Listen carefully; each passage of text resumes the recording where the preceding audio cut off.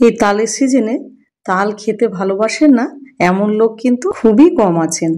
এবার যেটা হলো, অনেকে নারকেল পছন্দ করেন না বলে তালের ক্ষীর খান না, কিংবা চিনি দিতে হবে বলে তালের ক্ষীর খান না।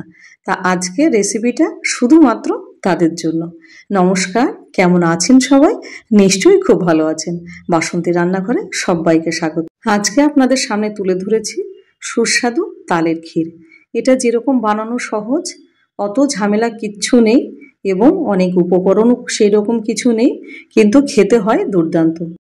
আর এই সিম্পল তালের ক্ষীরটা একবার যদি আপনি খান, আপনার কিন্তু আর এটা ওটা দিয়ে তালের ক্ষীর খেতে ইচ্ছা করবে না। আশা করি ভিডিওটা আপনাদের খুব ভালো লাগবে, আর ভালো লাগলে অবশ্যই আমার পাশে থাকবেন। তাহলে চলুন দেরি না করে চটপট দেখে নিই আজকে আমাদের কি কি লাগছে। প্রথমেই নিয়ে নেব একটা সুপক্ষ তাল। আর তালের ক্ষীর বানানোর সময় তালটা চেষ্টা করবেন পাকা নেওয়ার, এতে তালের ক্ষীরটা বেশি স্বাদ হবে। এবার তালের পাল্পটা বার করে নেব। আর পুরো প্রসেসটা দেখাতে গেলে ভিডিও অনেক বড় হয়ে যাবে। দেখতেই পাচ্ছেন তালটা খুব সুন্দর, একদম ফ্রেশ। এবার তালের পাল্পটা বের করে নেব। এবার তালের পাল্পটা বার করা হয়ে গেছে, একটা গ্রেটারের সাহায্যে বার করলাম তালের পাল্পটা। এবার একটা ছাঁকনি দিয়ে এবার পাল্পটাকে ছেঁকে নেব। আর দেখুন কত সুন্দর গাঢ়। জল কম দেবেন, তাহলে তালের ক্ষীরটা বেশি ভালো হয় খেতে। দেখতেই পাচ্ছেন সামান্য একটু জল আমি ব্যবহার করেছি, এতটা গাঢ় হয়েছে তালের মাঠটা। এবার একটা চামচের সাহায্যে এটাকে ছেঁকে নেব, যাতে কোনো রকম ভিতরে আঁশ না থাকে। একটা চামচ নিয়ে নেব, এবার তালটাকে ছেঁকে নেব। তালটা ছাঁকা হয়ে গেছে, আর কতখানি আঁশটা বেরোলো দেখতেই পাচ্ছেন। আর অনেকটা তালের পাল্পটা বেরিয়েছে, দেখুন একদম গাঢ়। আর কালারটা দেখেছেন কত সুন্দর, তালটা খুবই ভালো ছিল। এবারে চলে যাই রান্নাতে। এবার একটা কড়াইয়ের মধ্যে এবার তালের পাল্পটা দিয়ে এবার গ্যাসটা ধরিয়ে দিলাম। এবার এটা মোটামুটি লো টু মিডিয়াম ফ্লেমে রেখেছি। এবার এটা নাড়তে থাকবো 10 থেকে 15 মিনিট। আর তালের পাল্পটা খানিকক্ষণ পর পর কিন্তু নাড়তে থাকতে হবে, না হলে লেগে যাবে। 10 মিনিট হয়ে গেছে। এবারে মিষ্টির জন্য দেব 200 গ্রাম দেশি খান্ড। আর আমি আজকে চিনি দিয়ে তালের ক্ষীরটা করব না, তার কারণ যারা চিনি খান না আজকে কিন্তু তাদের জন্য এই রেসিপিটা স্পেশালি হচ্ছে।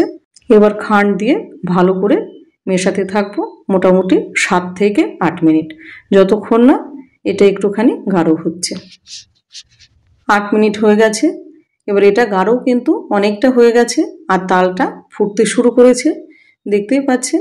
এবারে দিয়ে দেবো 1 বাটি দুধ। আগে থেকে জাল করে রাখা ঠান্ডা দুধ দিয়ে দিলাম। আপনাদের ঘরে যে দুধটা আছে সেটাই ব্যবহার করবেন। খুব সিম্পল একটা রেসিপি, কিন্তু স্বাদ দুর্দান্ত। অত তামঝাম কিচ্ছু নেই, কিন্তু খেতে হয় এত সুস্বাদু যে আপনার একবার খেলে বারবার খেতে ইচ্ছা করবে। এবার দুধ দেওয়ার পরে ভালো করে তালটার সাথে মিশিয়ে নেবো দুধটা। এবার এটা মোটামুটি 7 থেকে 8 মিনিট আবার এটা লো ফ্লেমে জাল করব। এবার দিয়ে দেবো 2খানা এলাচ। দুটোই দেবেন, এর বেশি দেবেন না। বেশি এলাচের গুঁড়ো দিলে আবার তালের গন্ধটা নষ্ট হয়ে যাবে।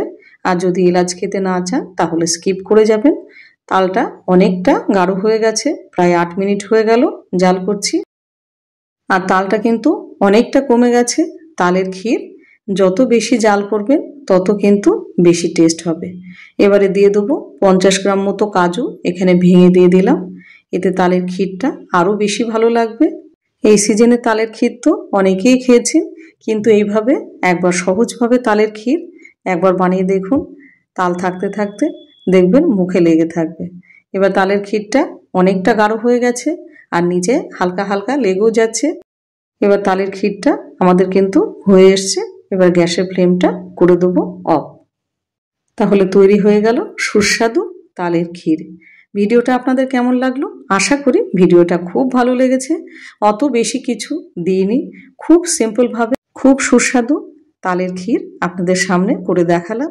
ভিডিওটা যদি ভালো লেগে থাকে অবশ্যই চ্যানেলটাকে সাবস্ক্রাইব করে একটা লাইক, শেয়ার, কমেন্ট করতে ভুলবেন না। আজকে চলি।